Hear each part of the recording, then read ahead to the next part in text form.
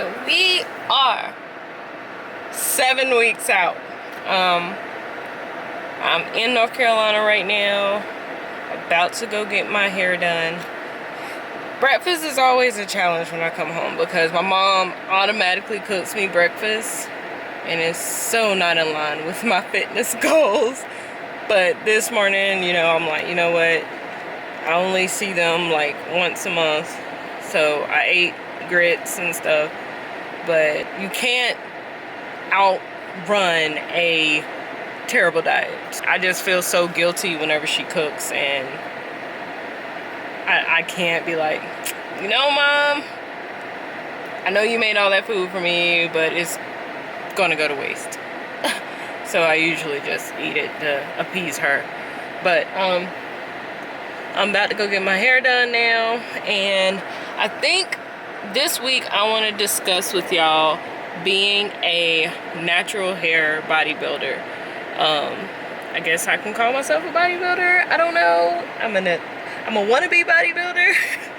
But I want to discuss how I handle that, because it's very discouraging when you see people of color that, like, they wear wigs. I've seen people, you know, make sure they have the straight long hair. And so when I first started out, I didn't think that I could be a bodybuilder because I had dreadlocks. It wasn't until I saw one young lady, I think she lives in Canada. I'll probably put her picture here. It was the first bodybuilder I saw with dreadlocks. She was doing bikini competition, but she had dreadlocks and she won. And I'm like, I think I have a chance. Like, my hair doesn't define my capability. So let's go get my hair done. Hair's done. I want to visit my best friend, but check it out, check it out. Parts are showing. Parts are back.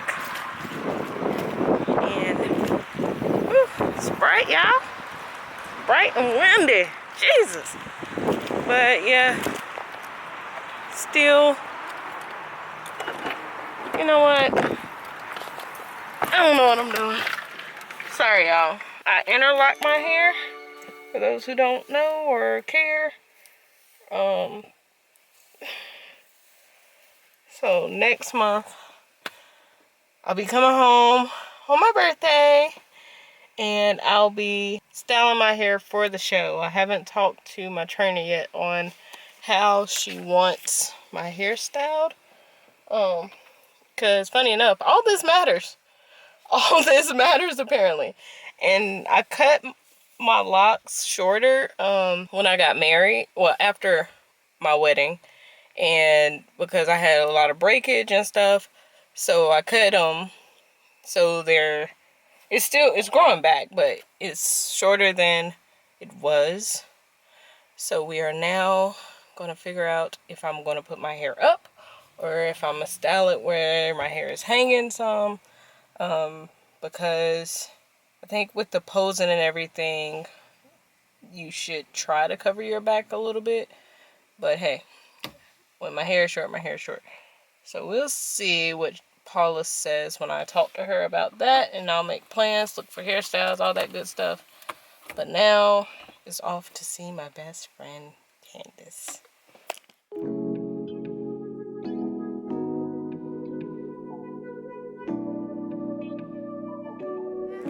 Hi! We're going tacos. It's not Tuesday, but we're getting it.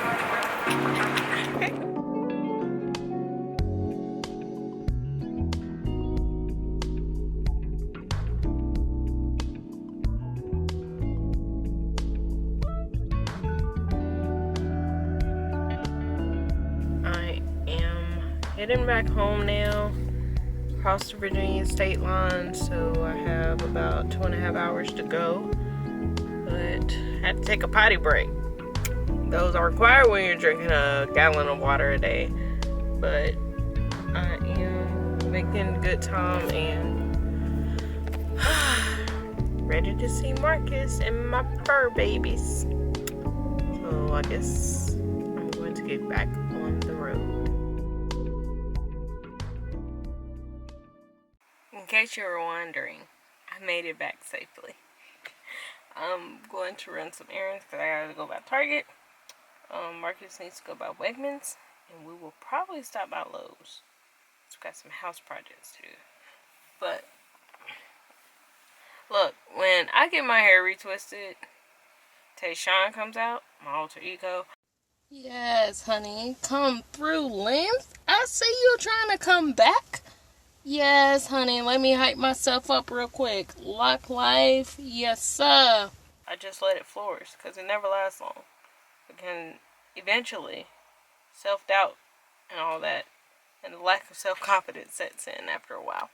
So I am running late for work because I let my mental get in the way.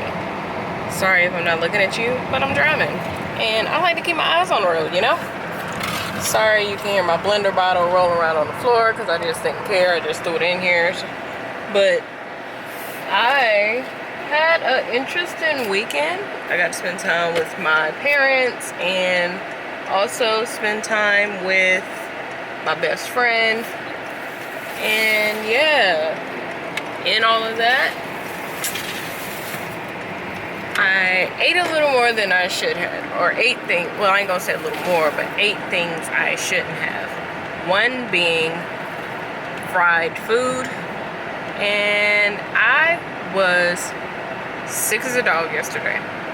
My body did not like it, and it kind of made me pay for it, and in making me pay for it, I made the mistake of stepping on the scale.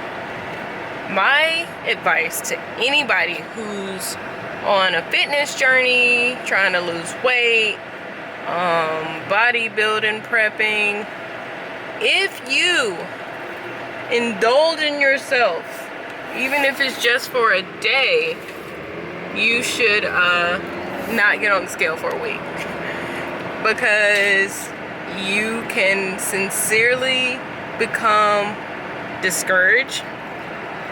Especially someone like me who has very low self-confidence. I'm working on it.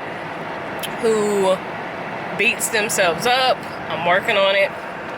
And who just is sometimes overcome by an immense amount of self-doubt.